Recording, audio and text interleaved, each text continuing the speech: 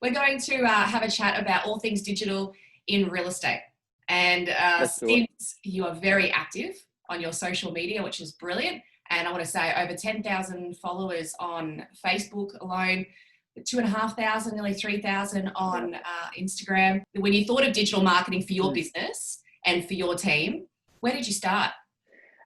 Very much in the beginning, I saw an opportunity for a younger person to really take the industry by storm and utilize a different way of targeting audiences. So naturally, the traditional media of paper, face-to-face and phone calls is fantastic, but I went, well, how can I be more productive? So that's where I started. It was literally, how can I be more productive?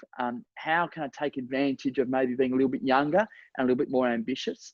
That's, it's so true, because my novelty thing is to go down on a Sunday, grab the paper, but I don't look at for necessarily property or anything like that. And I don't pick it up every single day. If I'm looking at property, I'm going to go online. And yes, I know we go to the typical websites where it's real estate or domain, but I'm always on the feed too. And if something grabs my attention and pops up, I'm going to look at it.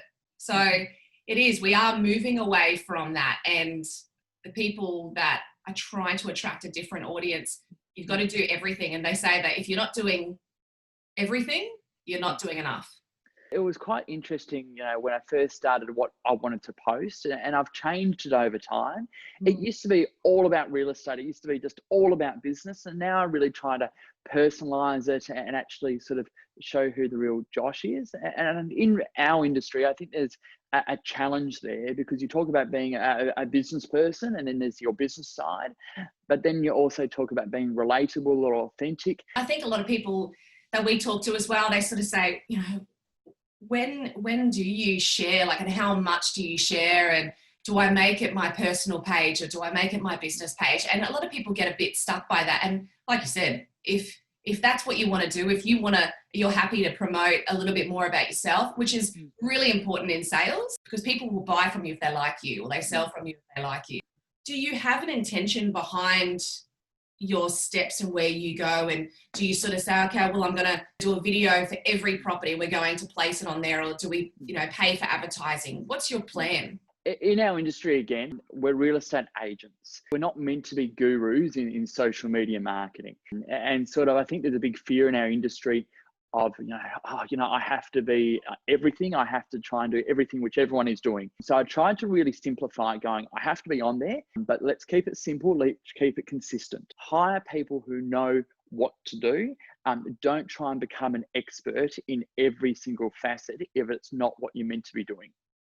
Absolutely. It is time consuming as well. And real estate agents, my partner is a real estate agent as well, and he is really time poor with that stuff and admin. And I say to him all the time, post a video, do this, do that, and be really active. But getting people, the experts, to do it for you, because, from our perspective, we don't know real estate like you guys do, but we know how to get you guys exposed, and we know how to create your brand awareness, and we know how to support you at that. So hiring a data scientist is brilliant. It's such a good idea. Again, you've got to make it really simple, so you actually always are consistent. That's perfect. It's like the 3 E's of marketing that we say is educate, entertain, and engage. If you're putting, you see so many real estate agents putting posts out there with the sold sign and everything like that, and that's great, but I want to know who they are, and I want to sort of see what content they deliver to me, because there's a lot of people out there that have never sold a home before and maybe sitting on a home that they've had through the family generations, and they don't even know where to start. So by providing content and information like that is imperative. And in terms of the spend, what do you recommend to somebody that you do have to spend money behind some of your campaigns to be able to get an audience and engagement? Yeah. So do you sort of have a minimum spend that you would suggest? Yeah, on average, we're spending between 1,000 and 1,500 per month. That's literally on my spend for our content. There's a mix of properties, there's information. When someone's starting and they haven't really dipped their toe into the social media, maybe what's some tips that you would suggest to a real estate agent on where to start? So I'd say you've got to work out firstly who you want to be in the digital space. Secondly, where I started building my profile was the same thing. Each time I would meet someone at a barbecue or at a party or at an event, I'd get their details, and kind of stalkerish, but I'd add them. Even if I'd known them, but kind of not, I'd add them. And if they don't want to talk to you, they'll just not let you add them. And then I'd invite them to my page. Probably one of my biggest bugbears with real estate agents is inviting other real estate agents to their page. Please don't do that. It's not your target audience. But realistically, just trying to build up that authentic audience in your network over time. It doesn't happen overnight. You can't go and buy people. You've got to just build up the community over time. And it does take consistency to get there. So in the beginning, what we used to do is competitions, and we're about to launch one shortly. But with competitions, it's got to provide value to the community.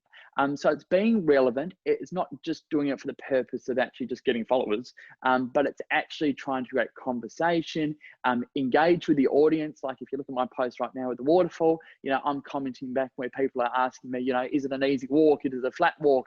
Could I do it in a couple of hours? And actually relating back, don't just, not give them anything. You need to have that conversation to really build that audience up over time.